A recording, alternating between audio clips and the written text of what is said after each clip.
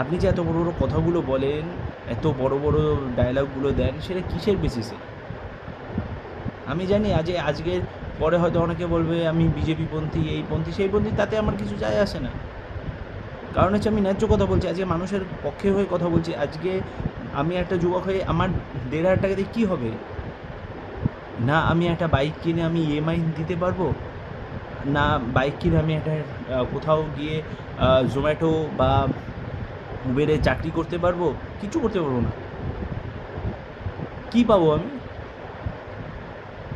আজকে চপ শিল্প, ঘুগনি শিল্প, আজকে ঘুগনি বানিয়ে আমি কয় টাকা ইনকাম করে, একটা গ্র্যাজুয়েট যে করেছে বা আইটি সেক্টরে যে কাজ করছে বা তার ইঞ্জিনিয়ারের কাজ নেই, সে আজকে ঘুগনি বিক্রি করে কী করবে? আজকে আপনার আজকে স্ট্যাটাসটা কোথায় বলুন তো? আজকে একটা ইঞ্জিনিয়ারিং ছেলে মেয়ে ইঞ্জিনিয়ারিং পড়ে বা একটা ভালো ডিগ্রি নিয়ে সে আজকে ঘুগনি বেচবে রাস্তায়। আপনার বাড়ির লোকেদের কি আপনি পারবেন? অভিষেক ব্যানার্জি যদি বলতে পারে হ্যাঁ আমি রাজনীতি ছেড়ে আমি ঘুগনি বেচবো, আমি মেনে নেব, তাহলে আমি মেনে নেব, হ্যাঁ আমরাও করতে পারবো। অভিষেক ব্যানার্জি পারবে? সেই চ্যালেঞ্জটা আমি দিলাম। অভিষেক ব্যানার্জি কি পারবে যে আপনি যেই কথাটা বলেছেন যে ঘুগনি বিক্রি করা, ঠিক আছে, সেইটা অভিষেক ব্যানার্জি যদি করতে পারে, আমরাও করতে পারবো। অভিষেক ব্যানার্জি হেলিকপ্টার করে ঘুরবে আর আপনার রাজ্যের মানুষরা ঘুগনি বেচবে, চপ শিল্প করবে। এই জন্যই মানুষ আপনাকে এনেছিল। উত্তরটা আপনাকে তো দিতে হবে, কারণ আপনি রাজ্যের মুখ্যমন্ত্রী। এই উত্তরটা যদি আপনি না পারেন দিতে, তাহলে পরে আমাদের কাছে কিছু জবাব নেই।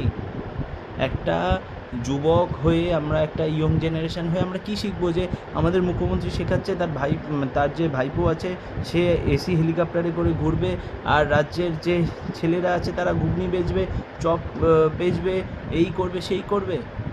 কেন? আমাদেরও তো ইচ্ছা হয়, আমাদেরও তো একটা ভবিষ্যৎ আছে, হ্যাঁ আমরাও একটা 4 চাকা নিয়ে ঘুরবো। কেন আপনি শিল্পটাকে এনে দিচ্ছেন না? আপনি শিল্পটাকে এনে দিন, দেখুন আপনাকে ভোটের জন্য চিন্তা করতে হবে না, আপনি এমনিই ভোট পাবেন। আপনি কিছুই করবেন না, তারপরে বলবেন যে হ্যাঁ আমি এটা করে দিচ্ছি, ওটা করে দিচ্ছি। সেটা আপনার টাকায় করে দিচ্ছেন, সেটা আমাদের টাকায় করছেন, আমাদের ট্যাক্সের টাকায় করছেন। আপনি যদি বলে থাকেন যে আপনার টাকায় করছেন, আর তাহলে আপনি হিসাব দিন যে আপনার টাকায় করছেন। আজকে রাজ্যে যদি আমরা ট্যাক্স না দিই, তাহলে পরে কোত্থেকে হবে? আজকে রাস্তায় যদি বেরোই, হ্যাঁ একটা পুলিশে ২,০০০ টাকা নিচে ফাইন করে না, তারপরে ফাইন ছাড়াও তারা ২০০, ৩০০, ৪০০, ৫০০ টাকা নিয়ে নিচ্ছে। আজকে একটা লোকের সারাদিনে একটা রোজগার নেই ৫০০ টাকা। আপনি বলছেন যে ঘুগনি বেচতে? কী করে ঘুগনি বেচবে সে?